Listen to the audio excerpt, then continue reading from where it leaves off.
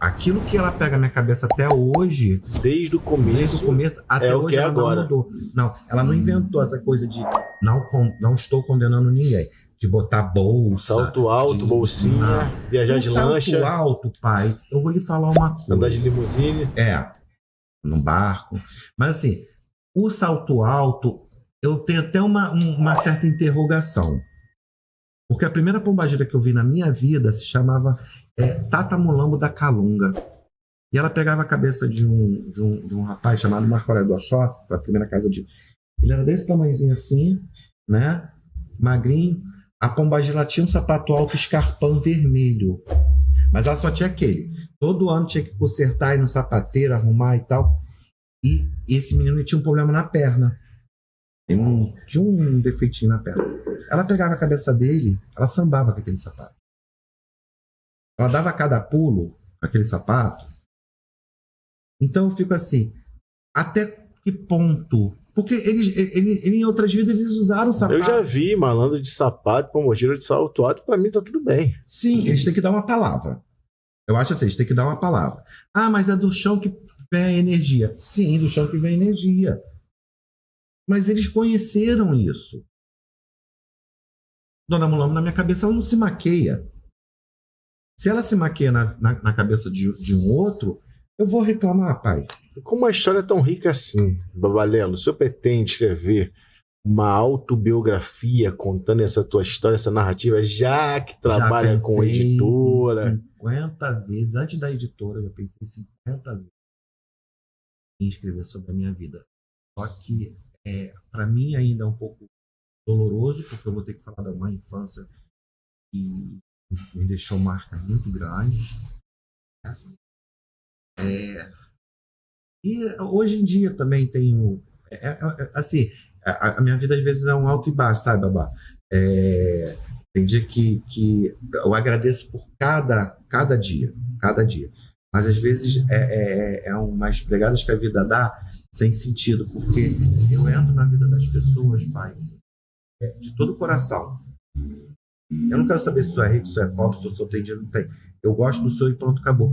E durante várias vezes, no decorrer da minha vida, as pessoas me apunhalam.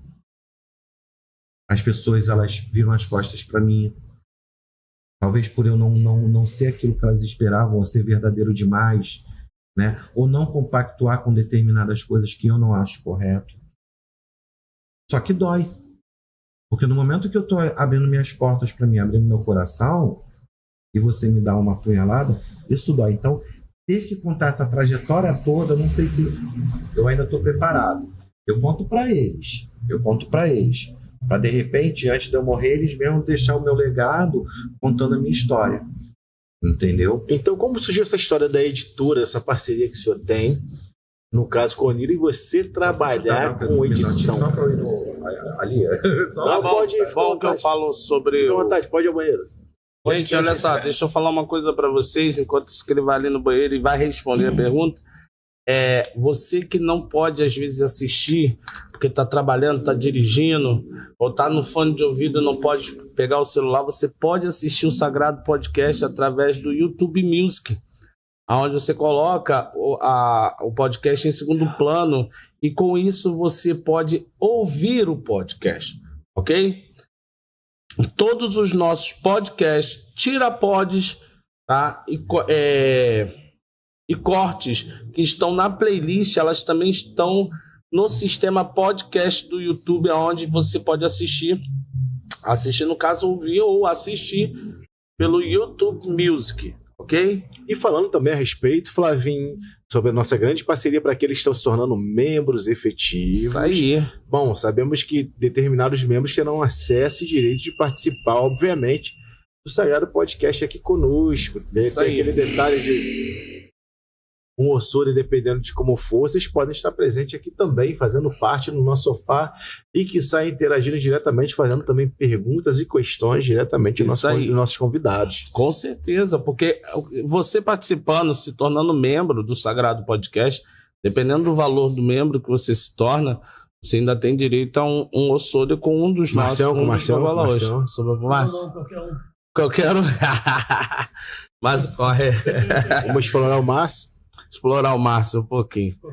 É, o nosso erudito. Então, e você também pode fazer uma pergunta dando um super valeu. Claro, todas as perguntas que vocês fazem, a gente faz o máximo para que pergunte. O super valeu a partir de quanto? A partir de R$2.000. Se é para chegar a 200, vai pro Pix de quem? Não, vai continuar lá. Que isso? Tá. Me ajuda aí, cara. Eu tô pensando no dinheiro. Agora, se você não quiser colaborar pelo YouTube, quiser fazer uma doação, tá? Tem um Pix, sim. Ah, é bem legal vocês saberem disso. Anota aí, mas 098. não é esse, não. Tá muito 71, cara. Mira, calma. É o nosso e-mail, tá bom? O sagradopodcast@gmail.com. Você pode ir lá, você vai achar uma opção de Pix. Tá? Isso aí. Então, a gente tem um sorteio hoje. O Babadeus lembrou bem aqui, hein? Aquelas pessoas que têm Pombagira, Maria Mulambo na cabeça, quiserem participar dessa antologia, lembrando que a antologia não é nenhuma espécie de animal, uma reunião de pessoas para escrever em torno de um assunto, tá? Podem se inscrever aqui, que será realizado um pequeno sorteiozinho pelo Babalelos para a gente ver quem vai participar dessa antologia contando a história da sua entidade. Chamada Maria Mulambo. Completamente gratuita. Isso aí. Beleza? Deixa aí nos comentários. A gente estava conversando aqui mais cedo com o Babalelo, gente. A gente está desde o primeiro programa, se eu não me engano, né, meu tio Márcio, falando a respeito de uma mesa trans que nós vamos fazer. Já está querendo deixar uma data meio que agendada. Isso deve ficar para setembro, tá? Falamos até com o Alacioni Aru, entre outras pessoas mais. Babalelo já falou que vai falar com a nossa grande estimada aí, a Monique. Isso. Não, eu e o Babá Wallace, que o Babá Monique Wallace de Mulambo. É de Mulambo. Monique. Eu acho que também, ela é de Mulambo também. Vamos chamar aí Babá Simone, a gente vai ver se a gente bota uma mesa bacana, uma mesa legal aqui, onde as pessoas possam estar fazendo uma reunião bacana e boa, falando sobre esse tema que está muito abrangente, as questões de orixá. O Brasil é tema atual, gente, falando inclusive de respeito. E antes dele dar a resposta, Célia Regina diz assim, Lelos, o Ilê de Babai e de Laçô, é isso? Eu não li errado? Lhe abraça, tá? Se for mãe Celinha... É ela mesma. Ela é a nossa coautora do livro de Babá, Mulheres no Culto a Babá. Tem gente que não sabe o que mulher faz no culto a Babá e ele tem uma importância... Sim. E vou lhe falar, a mãe Celinha, ela entrou na minha vida num momento maravilhoso, porque não deram muita fé a esse livro dela. Sim. E eu me apaixonei, porque assim, eu gosto da... por mim, eu conheci um pouco do culto a Isiamins, do culto a Babá, eu quero aprender um pouco de cada coisa, né? Porque eu acho que a nossa vida, conhecimento nunca é demais, sabe? Conhecimento nunca é demais. E ela começou a falar e eu comecei... a gente estava dentro da Feira dos Oborós e ela começou a falar e eu comecei a mastigar aquilo, sabe? Eu não estava nem querendo mais saber da feira, eu estava querendo saber de absorver aquilo que ela estava falando. Daquele conhecimento que estava sendo colocado ali naquele exatamente, momento, né? Depois foram falar que eu ainda maltratei os convidados e tal, né? Enfim, Léo, deixa eu te fazer umas perguntas. Qual é hoje o nível de demanda para livros desse segmento religioso? É muito... A demanda ainda está muito pequena, tá?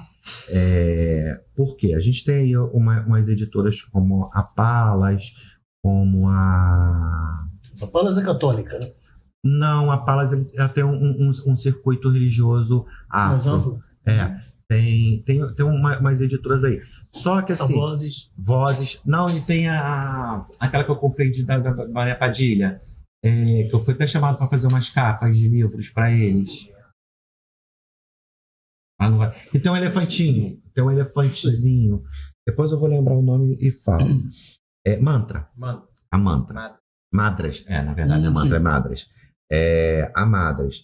Eu fui até chamado para fazer algumas capas de livros lá.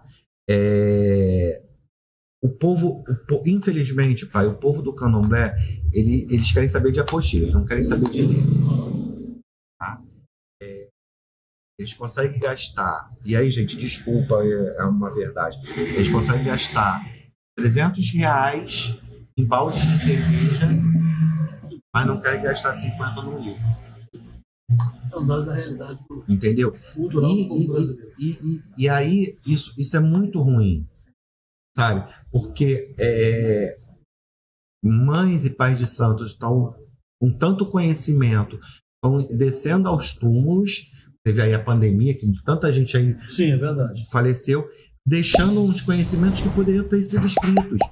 E também entra o fato de que muitos zeladores, por egoísmo ou por doutrina, não querem, às vezes, passar uma determinada folha. E acha que o conhecimento ele tem que ser trancado a 7 chaves. Isso é um erro, né? Mas sabe? acontece, né? Exatamente. E aí tem outras editoras que acabam querendo, promover o ego humano. Em vez de falar sobre o sagrado, quer falar sobre o dono, Sim. né? O dono da entidade, o dono do orixá. E isso, como eu falei lá atrás no começo do podcast, não é o que a Onira quer.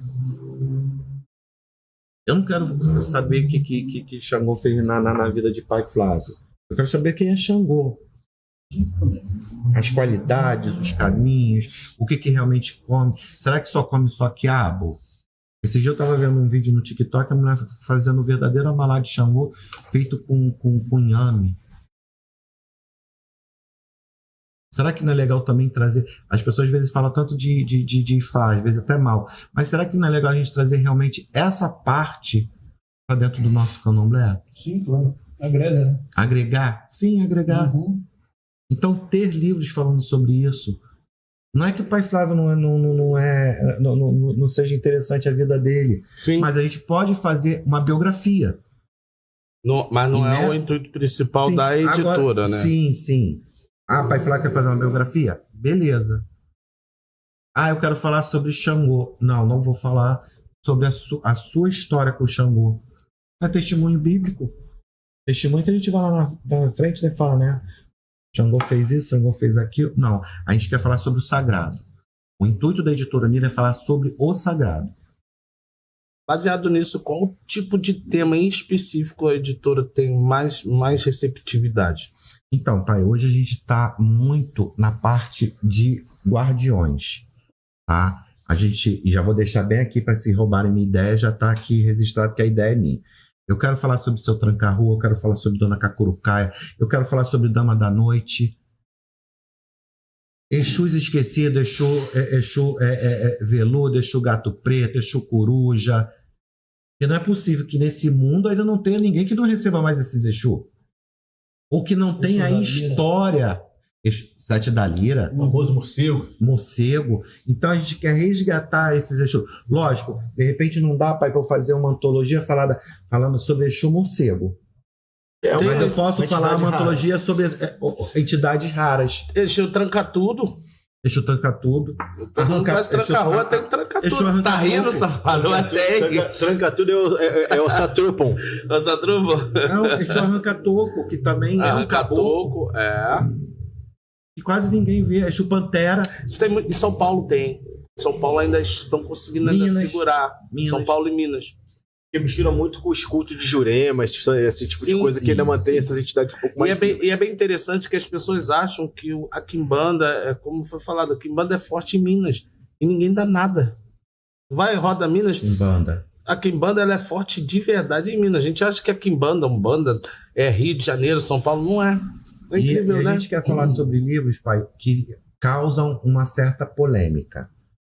Sabe? A gente quer falar... A gente tem com Babá Marcelo, tá um pouco meio engavetado, mas Babá Marcelo de Lalu, né? E eu tô falando tudo isso já para depois que se aparecer alguma coisa eu poder falar que é plágio.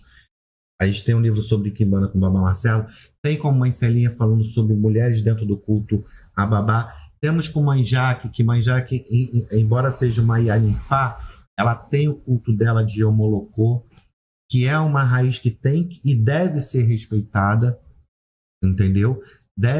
tem que ser respeitado. Se eu não me engano, teve uma polêmica aí, parece que ela foi atacada. Sim, por causa do livro desse aí. Sim. Eu acho deplorável, porque tem histórias que são contadas de diversas perspectivas e óticas, sabe? Ô, babalelos. E a pessoa, por mais que ela discorde de um ponto ou outro, ela pode até questionar, mas acho que a gente tem que sempre saber a forma de se falar, de se pronunciar, de fazer. Não é? Porque não existe verdade que seja homogênea no nosso país. Isso é muito difícil. Mas sabe o que eu vejo hoje? Ainda meio relutante, que ainda existe. Esse Logoedé realmente é um guerreiro, né? Cortador de cabeça. Eu acho que de vez em quando ele aflora em mim, sabe? Eu tento ser apaziguador. Mais guerreiro, mais bruxo. Então, assim, é muito ruim quando você tem a sua verdade é posta à prova. Mas também a gente tem que entender que só a árvore que dá fruto que leva pedrada. Boroboy, bochichi. Isso aí. Entendeu? Verdade. Então, se hoje a Onira leva pedrada, se tem pessoas apedrejando o Pai Lelo, como eu fui agora há pouco tempo, apedrejado. Lelo, como foi essa tua chegada no Onira? A gente acabou que não falou disso. Então.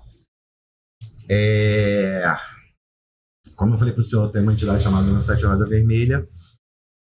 É grande um pouco, né? Sempre eles por trás disso, né? Incrível. E aí eu morava em Realengo e eu a que seria a minha primeira EQED, só que aí nossos caminhos se desviaram, né? Que seria a minha primeira EQED, a gente montou um curso de informática chamado Realnet.